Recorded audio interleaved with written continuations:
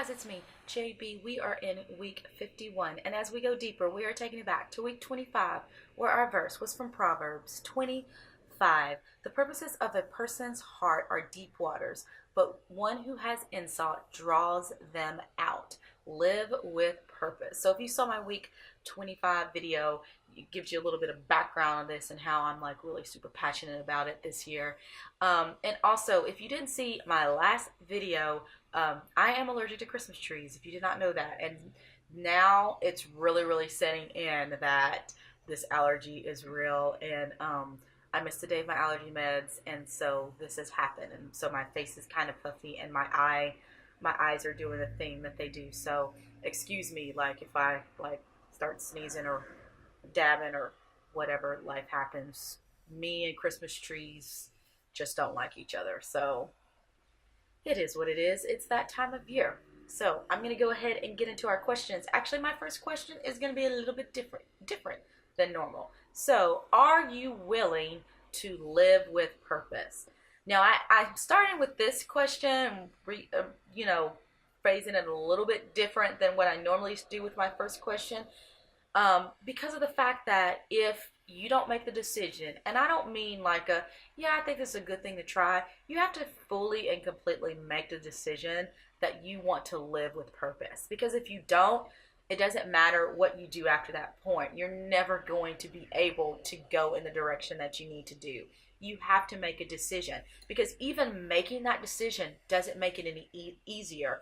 But when you've made that decision and you can stand firm on that decision, it makes it easier to push through all the obstacles that will come in your way. So, are you even willing to live with purpose? And if you get to the point where you're like, yes, this is what I want to do, are you willing to commit to seeking God and listening to where He leads?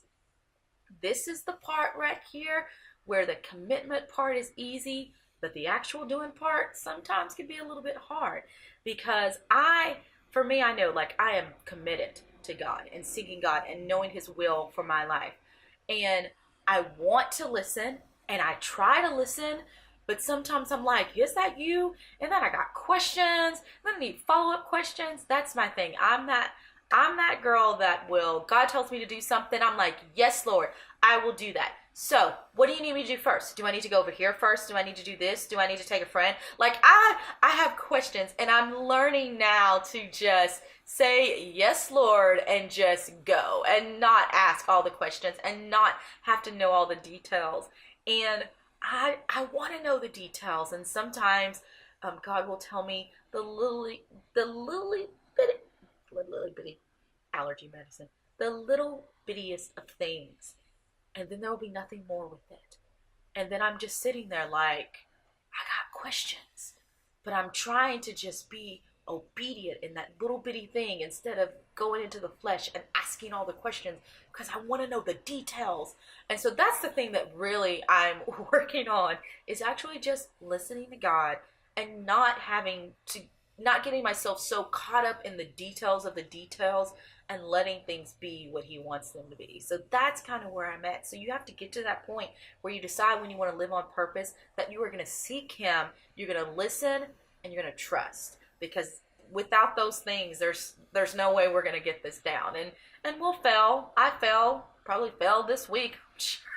Sure, that's probably something He was trying to tell me, and I was not paying attention. So, it's the way that it is. But the thing is that God knows our heart, and as long as we continually seek Him and seek His purpose and His will for our life, then we're on the right track. Because we're not going to get it right every time. But the key is that as we grow and mature in our faith, that there's less of those times that we miss it, or there's less of those times that we have all those questions, where we get in that trust of just flowing in faith and trust in God. So, as we continue to go deeper, we live at peace, in strength, with faith, in perseverance, without complaining to listen, without anger, without fear, with patience, in love, with humility, in joy, at rest, with integrity, with compassion and kindness, with self-control, with wisdom, with hope, with forgiveness, with gentleness, without envy, without selfishness, without pride, and with purpose. And now we're going to go deeper.